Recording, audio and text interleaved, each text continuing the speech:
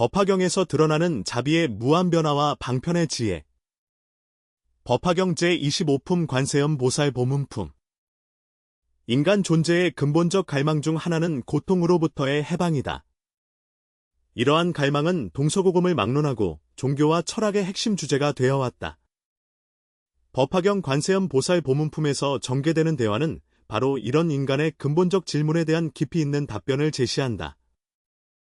부처와 무진이보살 사이의 문답은 단순한 교리 설명을 넘어서 구원의 본질에 대한 통찰을 보여준다. 관세음 보살의 이름을 받아 지니고 예배하며 공양하는 행위가 백천만억겁에 이르러도 다하지 않는 복덕을 가져다 준다는 가르침은 신앙의 행위가 갖는 무한한 가치를 드러낸다. 이는 물질적 가치나 일시적 이익과는 차원이 다른 영적 가치의 영원성을 의미한다. 특히 주목할 점은 관세음 보살이 중생을 제도하기 위해 취하는 방법의 다양성이다.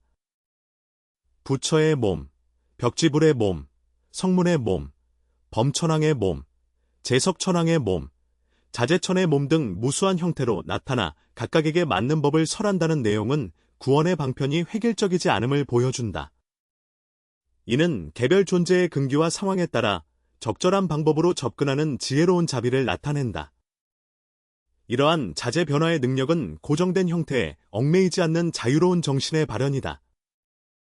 관세음 보살이 다양한 몸으로 나타날 수 있다는 것은 진정한 지혜가 형식의 제약을 받지 않으며 상황에 따라 가장 효과적인 방법을 택할 수 있는 융통성을 갖추고 있음을 의미한다. 이는 경직된 사고나 고정관념에서 벗어나 열린 마음으로 세상을 바라보는 태도의 중요성을 시사한다.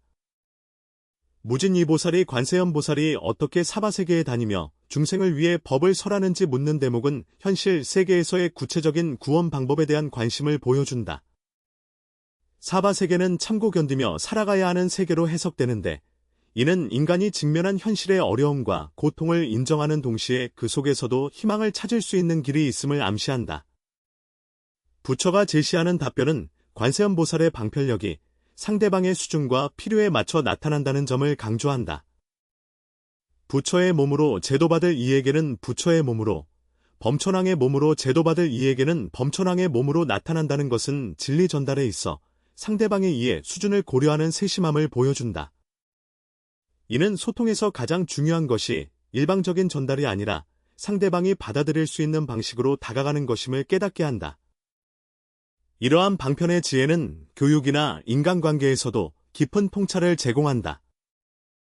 모든 사람이 같은 방식으로 배우거나 이해하지 않으며 각자의 성향과 능력에 맞는 접근법이 필요하다는 현대 교육학의 개별화 원리와도 맥을 같이 한다. 관세음 보살의 다양한 현신은 획일적인 접근보다는 다양성을 인정하고 활용하는 지혜의 중요성을 보여준다. 또한 복덕이 백천만억겁에도 다하지 않는다는 표현은 선행과 신앙의 가치가 시간의 제약을 받지 않는 영원한 가치를 갖는다는 의미로 해석할 수 있다.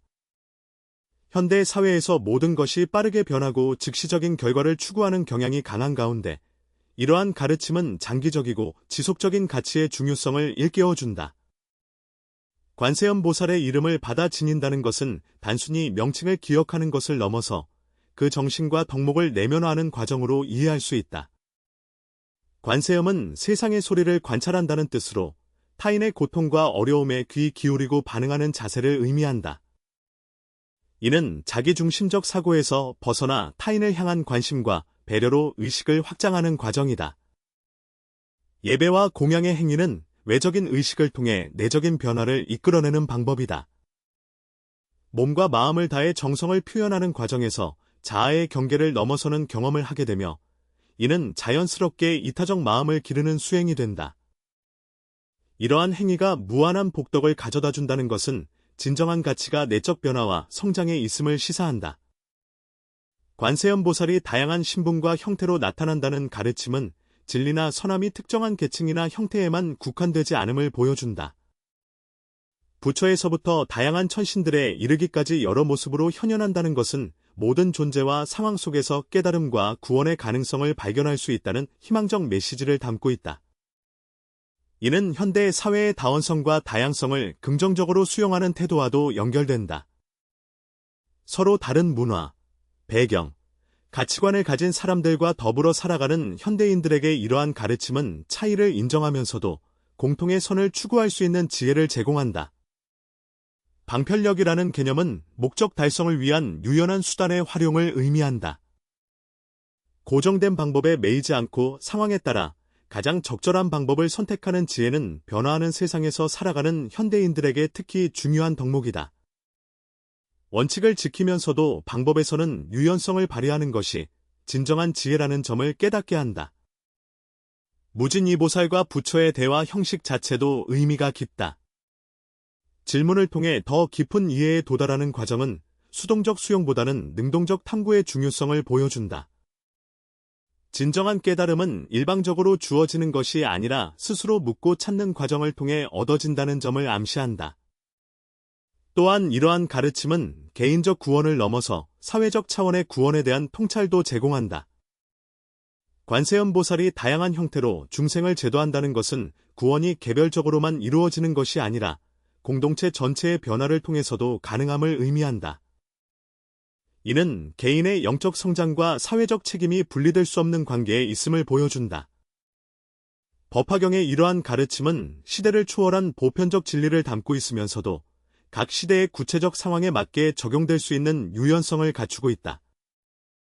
관세음 보살의 무한한 자비와 지혜로운 방편은 인간이 추구해야 할 이상적 모습을 제시하는 동시에 그것이 현실에서 어떻게 구현될 수 있는지에 대한 구체적 방향을 제시한다.